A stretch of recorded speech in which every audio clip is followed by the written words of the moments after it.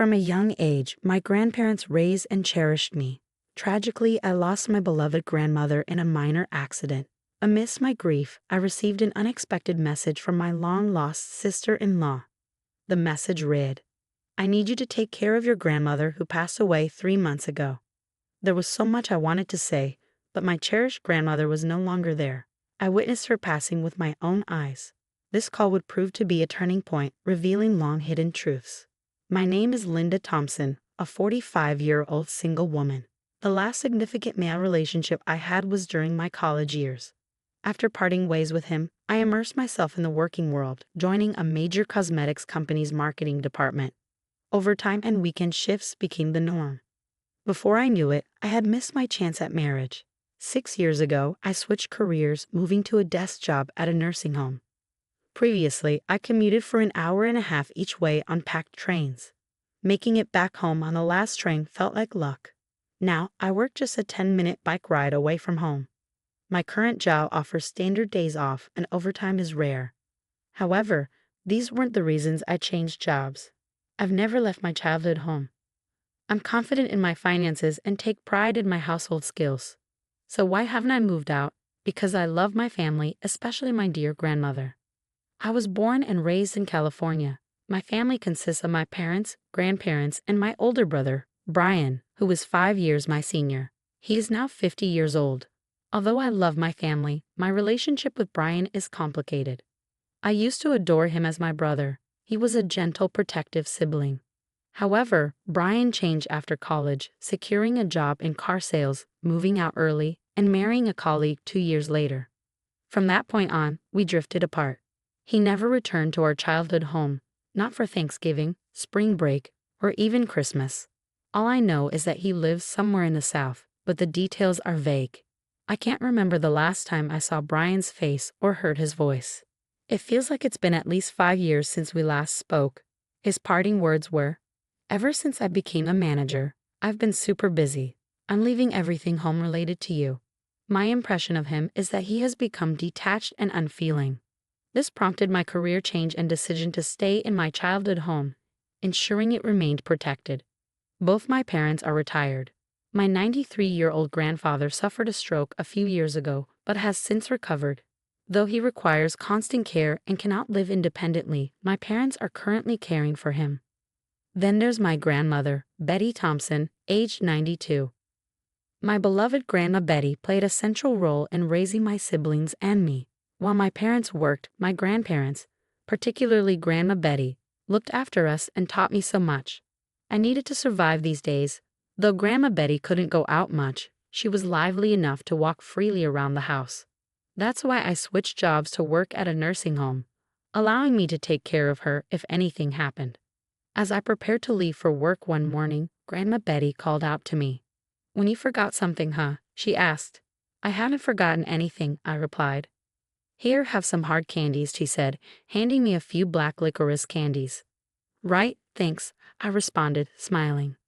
Licorice had always been a favorite treat for both Grandma Betty and me. I slipped the candies into my suit pocket and left the house with a smile. Then tragedy struck suddenly. Grandma Betty had a severe accident. According to my father, she had been hanging laundry on the upstairs balcony when she missed a step on the stairs and fell. This was something we had always feared. We had often told her to leave the laundry to Mom and Dad because the stairs were dangerous. But Grandma Betty, like me, was stubborn and believed in doing things on her own. No one was to blame. It was just an unfortunate accident that could have happened at any time. Everything happened quickly after that.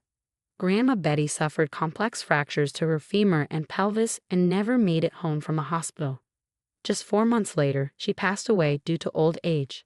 I was heartbroken, shedding tears and mourning deeply, but I am now an adult and the breadwinner of the house. I couldn't afford to be consumed by sorrow. I took care of the funeral, cremation, and interment arrangements. Grandma Betty was originally from the Midwest, and without any close relatives to contact, we decided as a family to hold a small funeral with just close family members. We had to invite my brother and his wife, and I assumed they would attend without hesitation. However, I was wrong. I couldn't reach them by phone or WhatsApp. I also sent an email but received no response. As a last resort, I sent a text message, and the reply came on the day of the cremation.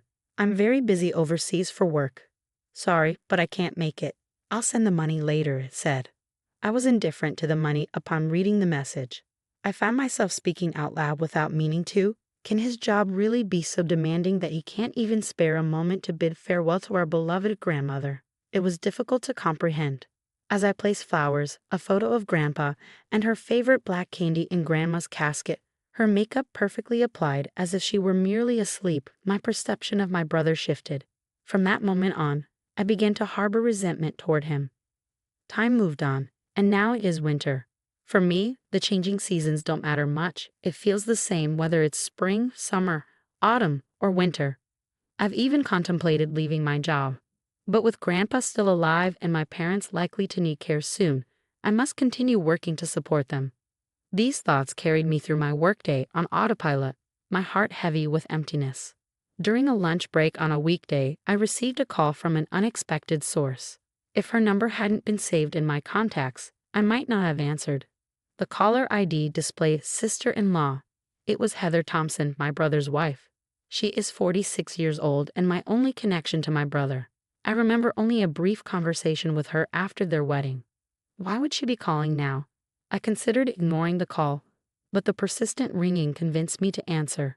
Yes, this is Linda, I said. Sorry to disturb you at work, Heather began apologetically.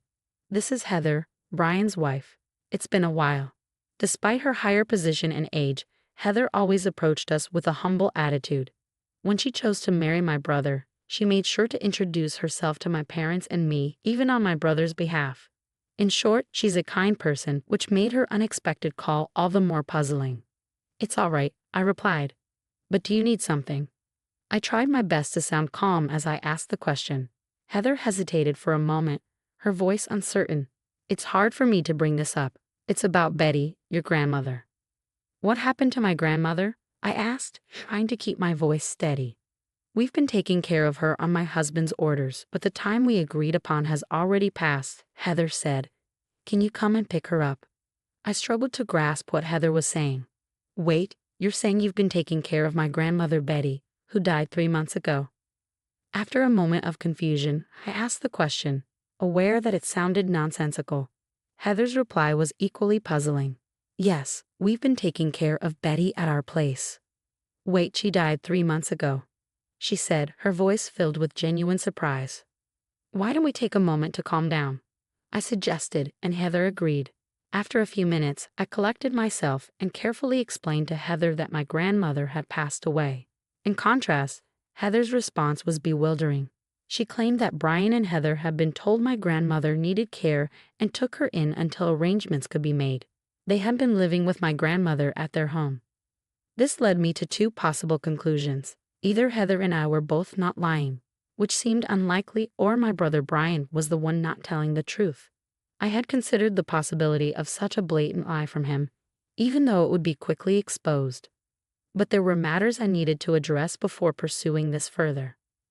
I wanted to contact Brian right away, but he remained practically unreachable on his mobile phone. I told Heather that I had never used my husband's cell phone. He wouldn't allow it. However, she suggested that she could talk to him on her cell phone while he was at home. He's been working remotely more often lately, I interjected. I think if I ask, he'd probably be willing to have a video call. While I believed in the power of face-to-face persuasion, there was a problem. I wasn't even sure where they were living now. We've been living in my city in California for over 10 years, so it's easy for us to visit your house, Linda, Heather said. For now, we agreed to talk to Brian on Heather's cell phone that night and ended the call. We devised various other plans, but I couldn't shake off the feeling of unease. I-City was just the next town over, but how much lying would satisfy him? Expecting me to care for a stranger's elderly woman just months after Grandma passed away was too much. It was repugnant. When I got home, I called Brian on Heather's cell phone at the agreed time of 8 p.m. By the way, Heather was also waiting in my room at home, thanks to our kindness and enthusiasm. Despite my constant attempts to contact him, Brian answered Heather's cell phone after just 3 rings. I made sure Heather could hear the conversation by putting the sound on speaker. Where are you right now? You haven't even prepared dinner, he said in an imposing and arrogant tone. He wasn't the same Brian anymore. "It's me, Brian," I declared. He seemed confused by my sudden interruption. I braced myself, waiting for my brother's next words. "That's Linda, isn't it? Where's Heather?" he asked. "I'm here," Heather replied assertively. "Why are you with Linda?" Brian fumbled, then quickly regained his composure. "Did you tell Linda about that matter?" he asked. "Yes, I did," she responded calmly. "I told you it was too soon to discuss it," he exclaimed, revealing a sudden shift in his attitude about the issue. I assumed he was referring to our grandmother. "I heard from Heather that you've been working remotely lately," I began. "What about it?" I could almost see the scowl on my brother's face. "Why don't we talk face to face using a remote work app from now on?" I suggested. "I'll send you the ID and password." "If you refuse, I'll take Linda and return home," Heather offered as a backup plan. Reluctantly, my brother agreed. I sent the ID and password using Heather's phone, and we waited for him to join. Soon my brother's face appeared on the screen, slightly fuller than before, but unmistakably him. "It's Brian. So what's so important that we have to talk face to face?" "I'm busy," he said, attempting to downplay the situation and infuriating me further. "Isn't it obvious? This is about our grandmother." "What do you mean by asking us to take in our grandmother who died 3 months ago?" I questioned. To my astonishment, he responded calmly, "You must be misunderstanding something. Our grandmother isn't dead. I'm taking care of her at my place." "Linda, you asked for this, didn't you?" I was at a loss for words. Was my brother really this scared of Heather finding out the truth? Could he truly be capable of such deception? I was shocked to think that this was my own brother. I was so furious that I was close to tears. "But I sent you a text message," I said through choked sobs. "I don't remember that. Grandma's here with me right now. Do you want me to bring her over?" Brian's defiance left no room for my tears. "Yes, bring her here," I demanded. Brian left his seat and returned a few minutes later with an elderly woman in a wheelchair. "Say hello, Grandma," he prompted. "Linda, it's been a while. I'm Betty," the old woman spoke slowly. I wish she would stop this farce. Anger surged through me again. This woman was not my beloved grandmother. The old woman on the screen bore no resemblance to my grandma. My grandmother would never have called me Linda. Brian seemed committed to denying reality to the bitter end. "She's a completely different person," I argued. "As people age, their appearance changes. She's been showing signs of dementia recently, so it's possible her memories of you are unclear." "Are you denying the death certificate filed with the district office?" I pressed. "Of course not," Brian smirked. "Documents can be easily forged these days." I was prepared for this. I had a plan. "Just wait, I'll show you some evidence too," I said, leaving the room. I left the room, leaving Brian bewildered behind me, and returned a few minutes later with my own evidence. I returned to my room with the evidence in hand. "Well, isn't it, Brian? Long time no see, you ungrateful one," I called out. "Grandpa, you were supposed to be bedridden," Brian said, taken aback by the sudden evidence. His eyes widened. "I was prepared to die at one point, but I still can't go to the bathroom on my own. My brain is still sharp, though," Grandpa continued. "I've heard all about it from Linda. Are you saying the woman next to you is my wife, Betty?" "Nonsense. Betty was far more beautiful." Cornered, Brian hung up the phone, likely trying to end the video call. Heather, who had been silent until now, spoke up. "Are you running away, Brian? Going to Catherine's place?" Brian's face paled, visible even through the computer screen. "How do you know that?" he asked, clearly flustered. "I've suspected it for a while, Brian. You've underestimated me. Your grandmother often mentioned Catherine," Heather revealed. "Catherine? That's not my name or my mother's," I replied. "I've confirmed with Linda that she doesn't remember anyone named Catherine." Heather had been suspicious for some time and hired a private detective to investigate potential infidelity. The results came quickly, pictures of Brian at the scene of the affair. It turned out Catherine's grandmother was the one Brian had been caring for, and he had been preparing various things to divorce Heather and remarry Catherine. Brian's relationship with Catherine, a subordinate in her late 20s at work, was part of a plan to win her favor. He was trying to move Catherine's grandmother into a care home while trying to remove his own family from our home. This was all part of his plan to divorce Heather without any blame and remarry Catherine. Heather had proven all of this and approached me honestly. She was an exceptionally intelligent woman, despite her unassuming appearance and demeanor. "Do you have anything to say?" I asked Brian, prepared only to listen. "I'm really sorry. Please forgive me. I never intended to deceive you, and Heather, I apologize to you as well. I'll end things with Catherine," Brian said, bowing his head through the screen. Advancements in technology these days make it easy to see his tearful face clearly from afar. "Grandpa, please help me," he pleaded. "Fool. After using Betty and betraying my beloved granddaughter and daughter-in-law, I never want to see your face again. This is the last time." "Linda, you too," Grandpa said sternly. "I never want to see your face again either." "Heather, I've already completed the divorce mediation process. I'm returning to my parents' house, so we'll see each other in court next." "Goodbye, big brother," I said before ending the remote conversation on my laptop. As the seasons changed and the autumn equinox arrived, I visited my grandmother's grave alone. With my hands clasped together, I reflected on the events that had transpired. Brian's divorce from Heather was settled in her favor. He was ordered to pay a substantial amount of alimony and returned home in tears at one point. Thanks to Grandpa, who remains mentally sharp, Brian was virtually disowned. His will now states that Brian is no longer family. Brian had hoped to remarry Catherine, but his situation was no longer appealing. Divorced in his 50s and deeply in debt, he struggled to find another job after quitting his longtime position at the car dealership. He now lives in a modest one-bedroom apartment, working odd jobs and paying alimony. It's a classic case of reaping what you sow.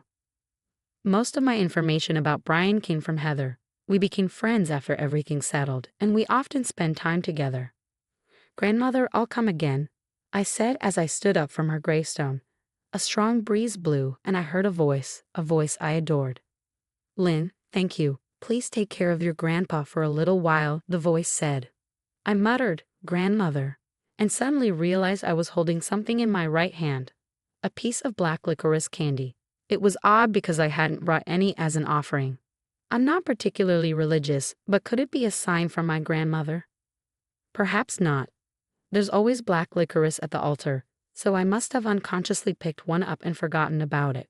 Still, the thought of my grandmother watching over me gave me strength. "Thank you, grandmother," I murmured, looking up at the sky. Then I left the graveyard, feeling a sense of peace.